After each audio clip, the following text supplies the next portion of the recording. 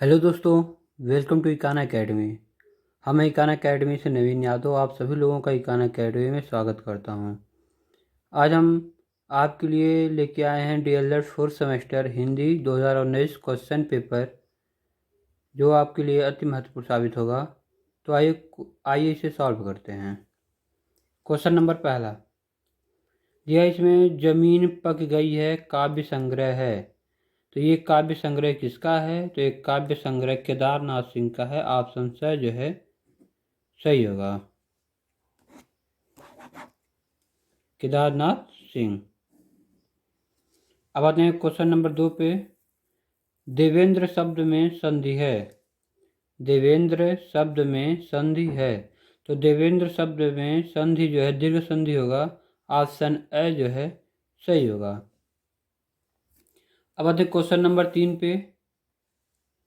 तुम अपने कार्य में सफल रहो, वाक्य किस प्रकार का वाक्य है? तुम अपने कार्य में सफल रहो, वाक्य किस प्रकार का वाक्य है? तो यह वाक्य जो है इच्छावाचक है। ऑप्शन ए जो है सही होगा। अब क्वेश्चन नंबर 4 पे आते हैं। इसमें दिया है स्वच्छ शब्द का अर्थ है। तो स्वच्छ शब्द का अर्थ होता है साफ सुथरा। ऑप्शन ए इसका सही होगा। क्वेश्चन नंबर 5, सुंदरता शब्द का अर्थ है। तो सुंदरता, इस सुंदरता से ही पता चल रहा है कि सुंदरता शब्द का अर्थ है। तो सुंदरता शब्द का अर्थ जो है भाववाचक होता है। ऑप्शन से जो है सही है। अब आते हैं अति लघुत्तरी प्रश्न पर। क्वेश्चन नंबर 6, इसमें दिया है सलेश अलंकार की परिभाषा लिखिए। यानी सलेश अलंकार किसे कहते हैं, उसकी परिभाषा लिखना है।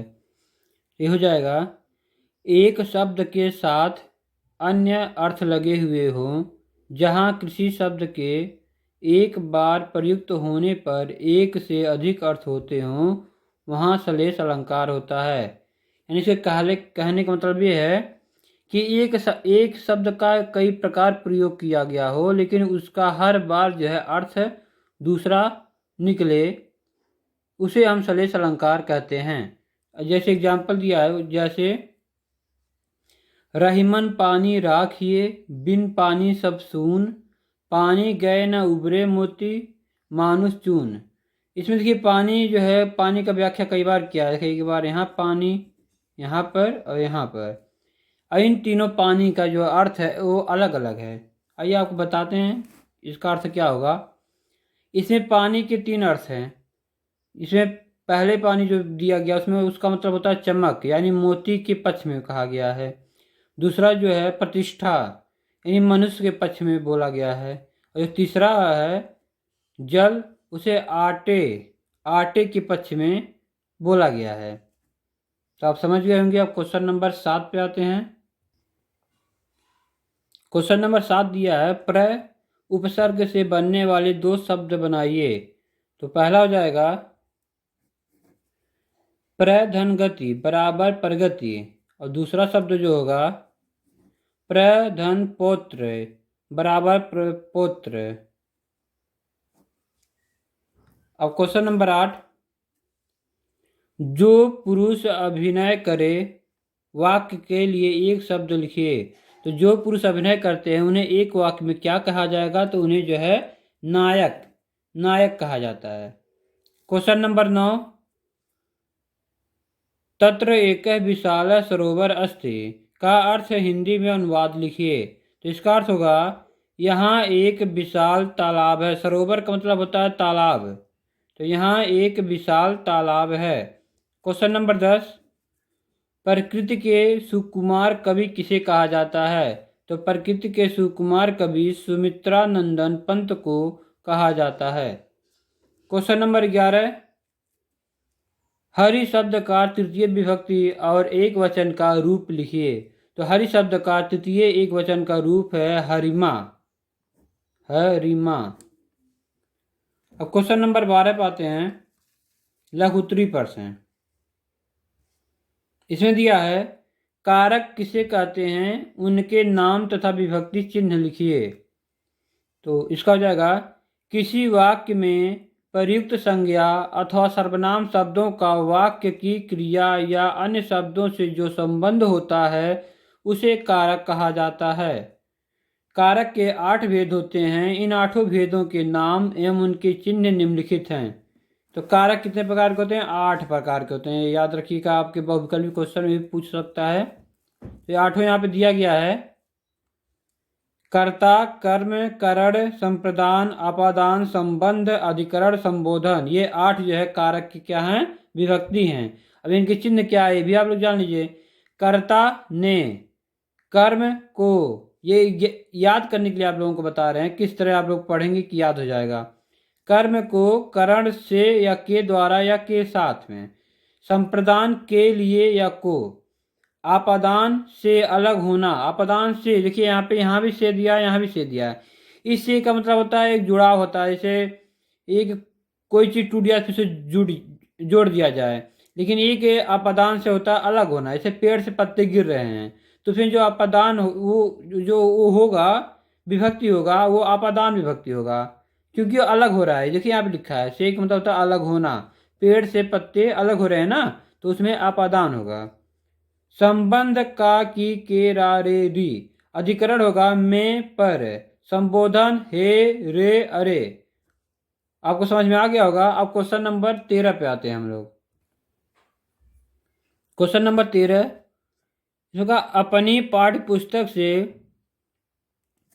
4 पंक्तियों का कोई एक श्लोक लिखिए। तो आप अपनी किताब से 4 लाइन का पंक्तियों का कोई भी जो आपको याद हो आप लिख सकते हैं इसमें। जैसे हमें ये याद था तो 4 लाइन का हमने लिख दिया। अब आपको जो याद होगा आप उसे लिखिएगा। इसमें ये नहीं दिया गया है कि कौन सा लिखना है, बस आपको 4 लाइन आपकी किताब में जो पुस्तक में दिया गया है उसमें से कोई भी आप 4 लाइन जो है इसमें लिख सकते हैं जो आपको उसमें याद हो। अब क्वेश्चन नंबर 14 पर आते हैं। निम्नलिखित शब्दों का हिंदी में अर्थ लिखिए। ये इसमें संस्कृत दिया गया, उसको हिंदी में लिखना है। तो मंचिका बहव माँ तर्कम, इसका हिंदी में क्या होगा? मच्छिका का मतलब होता है मक्खी, इसका क्या होगा? मक्खी होगा। बह माने होता है बहुत सारे।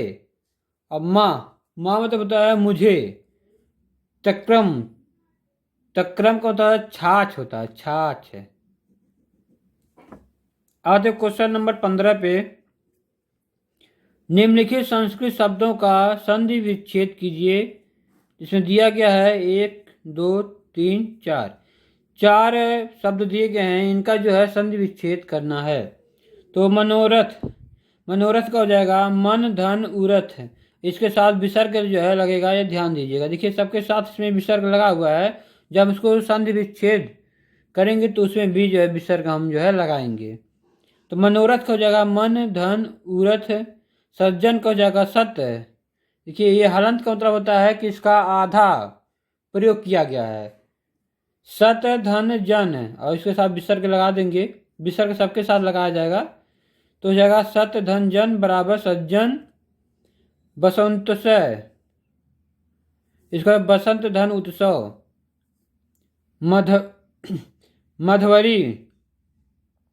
मधवरी का हो जाएगा मधु धन अरि, विसर्ग लगा देंगे। तो मधु धन अरि बराबर मधवरी। अब क्वेश्चन नंबर 16 पे आते हैं। सूरदास अथवा कबीरदास का जीवन परिचय एवं उनकी रचनाओं का संक्षिप्त वर्णन कीजिए। तो या तो आप सूरदास का लिख सकते हैं या आपको कबीरदास, यानी दोनों में जो आपको याद हो आप उसे अपने कॉपी पर लिखिएगा। तो इसमें जो हम सूरदास का हमें याद था तो हमने सूरदास का लिखा है। तो सूरदास का हो जाएगा, सूरदास का जन्म आगरा के निकट रुनकता नामक स्थान पर सन 1478 ईस्वी में माना जाता है और इनकी मृत्यु का स्थान दिल्ली के निकट सीही नामक स्थान माना जाता है। इन्हें लोग जन्नाथ का मतलब होता है कि जन्म से अंधा, जन्मांध मानते हैं। ये उच्च कोटि के गायक थे। महाप्रभु वल्लभाचार्य ने इनकी प्रतिभा से प्रभावित होकर इन्हें श्रीनाथ मंदिर में कीर्तन करने वाले के रूप में नियुक्त कर दिया था। इन्होंने जीवन भर श्री कृष्ण की लीलाओं का गायन किया। इनकी रचनाएं कौन कौन से हैं? तो इनकी रचनाएं हैं सूरसागर, सुर सरावली, साहित्य लहरी। अब बहुत ही इनकी जो रचनाएं आप लोग पढ़ेंगे कभी तो बहुत ही अच्छा पढ़ने में लगता है, हम तो पढ़े हुए हैं। अब आते हैं क्वेश्चन नंबर 17 पर। इसमें दिया है जीवनी एवं आत्मकथा में मूलभूत अंतर लिखिए। तो जीवनी और आत्मकथा में अंतर क्या है ये हमें लिखना है। तो हो जाएगा जीवनी का पहले हम लिख रहे हैं। किसी कवि या लेखक का जन्म कहाँ और किस परिवार में कब हुआ तथा उनके शिक्षा प्राप्ति के उपरांत उसने हिंदी साहित्य के लिए क्या योगदान दिया, अर्थात उनकी रचनाओं आदि का विवरण, साथ ही हिंदी साहित्य सेवा से प्राप्त उपाधियों आदि का विवरण। इसके उपरांत हिंदी साहित्य में उनके योगदान हेतु स्थान और अंत में देहावसान कब हुआ यानी मृत्यु। उपयुक्त विवरण जीवनी के अंतर्गत आता है। जो जीवनी होता है इसमें आपके शुरू से लेकर अंत तक, आपके यानी जन्म से लेकर मृत्यु तक का जो व्याख्यान होता है, आप अपनी जिंदगी में क्या क्या किए, एक कवि के रूप में या एक लेखक के रूप में उसकी व्याख्या किया जाता है, उसे हम जीवनी कहते हैं। अब आते हैं आत्मकथा पर। आत्मकथा किसे कहते हैं? तो आत्मकथा में किसी साहित्यकार द्वारा स्वयं किसी विशेष विषय पर लिखा विवरण जिसके अंतर्गत अपने जीवन पर आधारित घटना विशेष का वर्णन होता है, उसे हम आत्मकथा कहते हैं। अब क्वेश्चन नंबर 18 पे आते हैं। कहानी शिक्षण की उपयोगिता पर प्रकाश डालिए। तो कहानी शिक्षण की उपयोगिता पहला होगा पाठ के प्रति रुचि उत्पन्न करना, दूसरा बोध की गति में वृद्धि करना, तीसरा तथ्य को स्मरण करने की क्षमता का विकास करना, चौथा पढ़ने के प्रति रुचि पैदा करना, और पांचवा हो जाएगा पाठ किए गए अंश को समझने की क्षमता उत्पन्न करना। ये 18 क्वेश्चन हम 2019 के